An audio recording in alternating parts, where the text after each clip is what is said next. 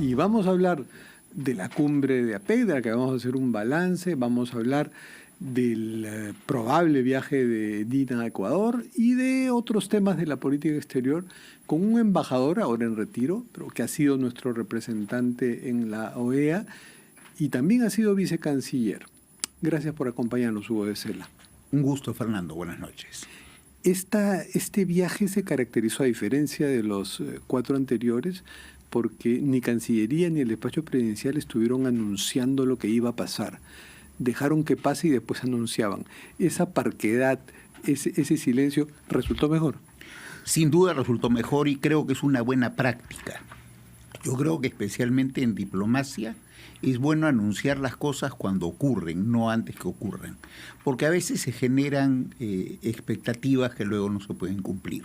Creo que lo han hecho de manera correcta. Claro, y eso es lo contrario, pues es lo que pasó en los 4 primeros viajes, que por estar anunciando bilaterales y otras, los resultados fueron terribles. Claro, yo creo que es bueno alegrarnos de lo que ha ocurrido en este viaje, porque en buena cuenta la presidenta Boluarte ha tenido reuniones importantes, ¿no es cierto? O sea, recibió la APEC, la coordinación de la APEC del presidente de los Estados Unidos en una ceremonia formal y tuvo varias reuniones importantes. En mi opinión, la más importante es la reunión con el líder de China, sin duda, ¿no? Sí, no, esa bilateral de la que no estábamos prevenidos. De repente si nos prevenían no sucedía. Bueno, pero sucedió en buena hora y probablemente Xi Jinping venga en el próximo noviembre para la cumbre. Seguramente, en general en APEC hay la costumbre de que los jefes de Estado, los líderes, como lo llaman en lenguaje APEC, asistan a la reunión cumbre. Así que yo creo que en noviembre próximo debemos esperar un conjunto de visitantes de la más alta importancia. Y creo que es una oportunidad que tenemos que aprovechar al máximo. Y no solo en noviembre, tenemos que ir aprovechándola desde ahora, desde que ya tenemos la presidencia. Ahora, una cumbre como la de APEC sí se presta para hacer diplomacia, porque están los presidentes con sus cancilleres y sus ministros de Comercio Exterior, están líderes de empresas transnacionales, entonces en 3-4 días puede haber varias bilaterales y reuniones importantes, a diferencia de los otros viajes que eran eventos que en realidad pudieron ser prescindibles. Bueno, de hecho, APEC se crea precisamente para eso, para no ser solo un foro de encuentro a nivel político, sino para hacerlo también a nivel económico y comercial.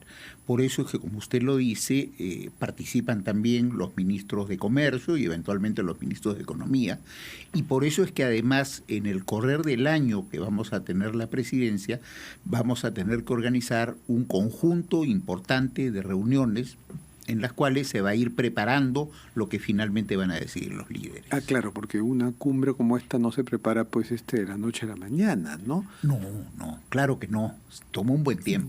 Ya está trabajando la Cancillería en eso, ¿no? Incluso ya se ha definido que van a ser 5 ciudades.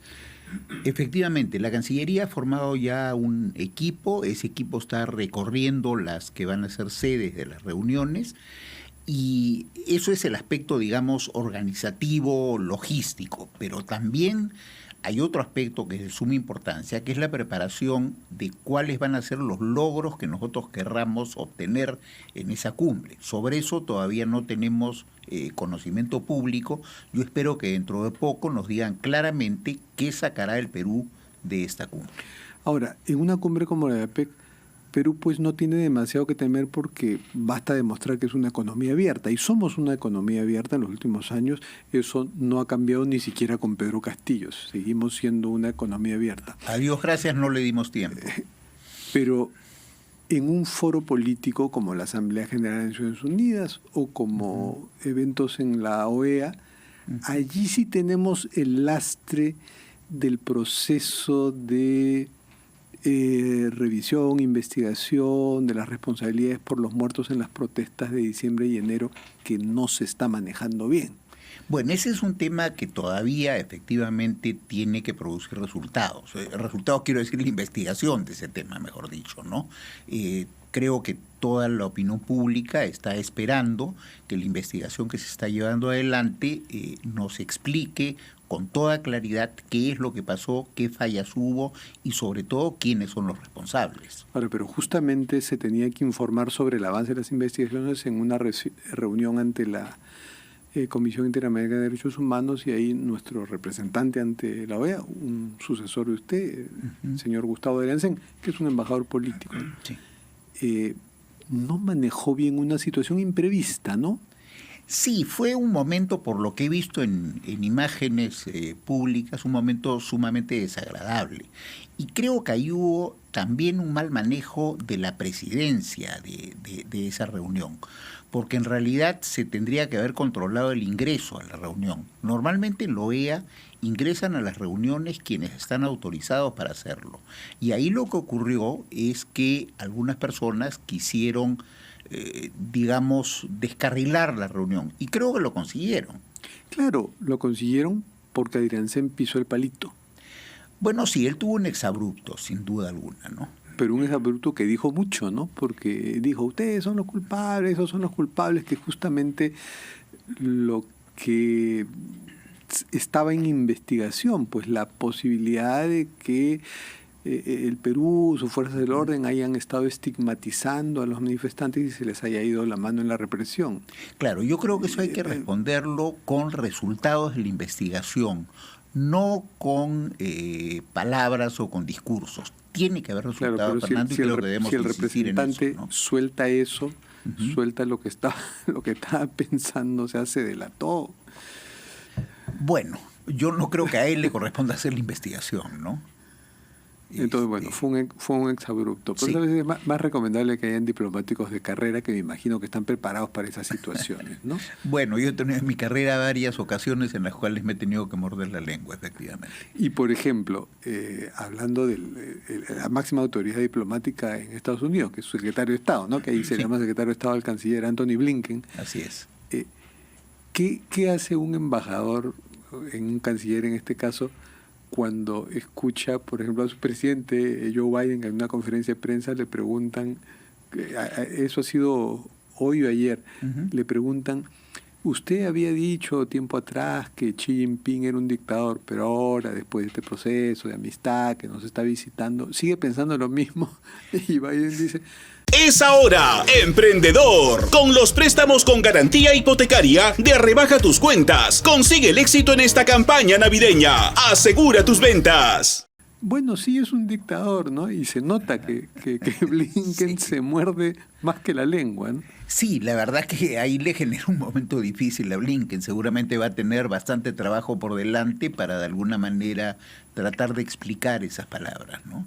Va a ser difícil. ¿Y qué dice la teoría en diplomacia respecto a lo que pueden hacer los presidentes, los líderes políticos, ante lo cual cómo deben comportarse los diplomáticos?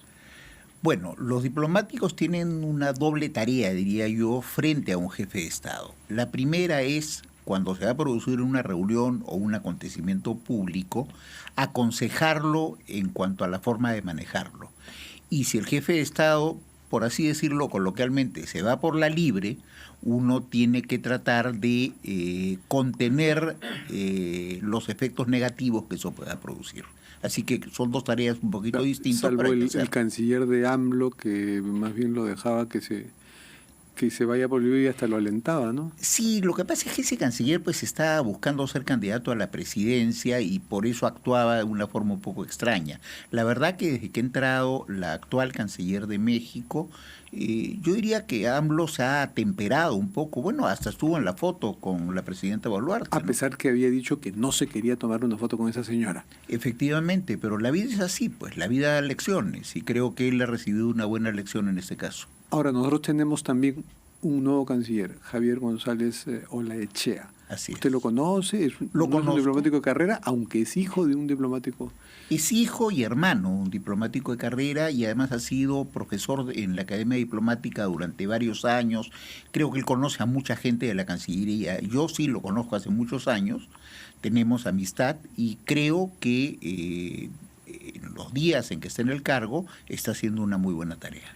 Aunque en los últimos años sostuvo posiciones como plantear pues el retiro de pactos, de convenciones, que no son las que suele plantear un diplomático. Efectivamente, pero yo creo que hay que juzgar ahora su tarea como canciller. Si él ha decidido aceptar ese cargo es porque va a liderar la política exterior peruana y eso implica determinadas obligaciones en cuanto a lo que el Perú hace en su relación con otros países y en organismos internacionales. ¿Qué le recomendaría respecto a Dina Boluarte, que no es nuestra mejor carta pues para la diplomacia presidencial? ¿Qué le recomendaría que haga y que tal vez no hizo la ex canciller Gervasi? Bueno, yo lo que le recomendaría al canciller González Olaechea es que esté muy cerca de la presidenta y que antes de cualquier aparición pública la aconseje adecuadamente, cosa que al parecer ya está haciendo, porque la actuación de la presidenta en este viaje ha sido una actuación positiva, sin duda alguna. Los discursos como que no se pasaron de largo, estuvo comedida, ¿no? Efectivamente, yo creo que ha hecho un buen papel en esta reunión de APEC y yo creo que es justo reconocerlo, así como la criticamos cuando hace cosas inadecuadas, indebidas o equivocadas, creo que cuando hace las cosas bien hay que reconocerlo. Claro, estaba un poco nerviosa cuando hablaba y eso la hizo inhibirse un poco. Bueno, de repente si no se inhibía, se iba por la libre y metía la pata. Claro. Habló en quechua, pero no dijo que ese es un idioma originario del Perú. Sí, eso es verdad, pero he notado que en muchas reuniones ella tiene la costumbre de decir algunas frases en quechua, ¿no? En el Perú, y no es necesario que diga que está hablando en quechua. No, claro, acá sabemos, ¿no? Pero allí debió decirlo, ¿no? Bueno, ya se lo habrán contado a la gente, me imagino.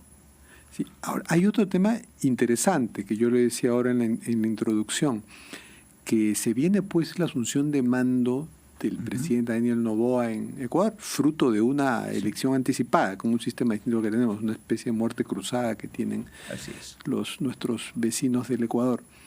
Y allí sin duda va a haber una invitación para que la presidenta vaya. Estamos hablando de la próxima semana, aunque la situación en Ecuador está un poco complicada, entonces todavía no deciden la fecha exacta, pero va a ser muy pronto. De hecho, va a haber una invitación y muy probablemente va a haber un pedido de permiso al Congreso. ¿Es importante que la presidenta esté en la asunción de mando del vecino ecuatoriano? A ver, mi evaluación personal, mi opinión personal es que es importante, pero no es indispensable. Ajá. Entonces creo que allí habría que hacer un balance de qué implica ir y qué implica enviar un representante de alto nivel. Creo que la relación con Ecuador, que es una relación, a Dios gracias, magnífica, sobre todo después que firmamos los acuerdos de paz, que por cierto hace poco los hemos conmemorado, permite que podamos manejar la cosa con sentido de Estado y en consecuencia el hecho simbólico de que un jefe de Estado vaya cuando asume otro, puede, digamos, tener un valor determinado en una relación cuando es buena. Claro, pero ya sabemos que a nuestra presidenta le gusta pues acumular millas, entonces la posibilidad de que quiera viajar yo la veo inminente, ¿ah? Bueno, yo creo que la posibilidad existe, pero francamente creo que en este caso habría que meditarlo un poco más. O sea, debiera ir el canciller por lo menos. O el primer ministro, ¿no? También es otra posibilidad. Es otra posibilidad, ciertamente. Ahora sí, llamaría un poco la atención porque la presidenta le hizo honores muy especiales a un presidente en ejercicio, Guillermo Lasso. Efectivamente, pero claro, fueron unos honores en el contexto de una celebración importantísima que eran los 25 años de los acuerdos de paz.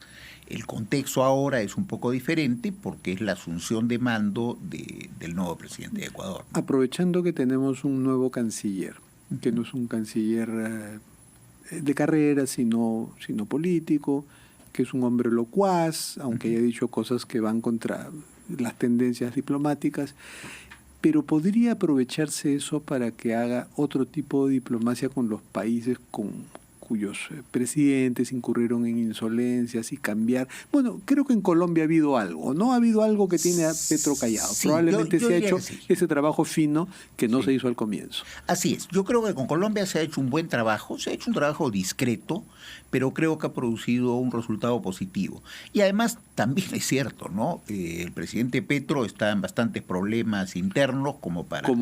Como para estar fastidiando al Perú. Sí, pues. En cambio, o sea, que ahí estamos bien. AMLO todavía goza pues de una popularidad tal que la alimenta también con estas Así es, peleas. cosa que honestamente, Fernando, yo no termino de entender, ¿no? Con todas las cosas que dice y hace, no entiendo por qué ese nivel de popularidad. Ese es un caso digno de estudio realmente.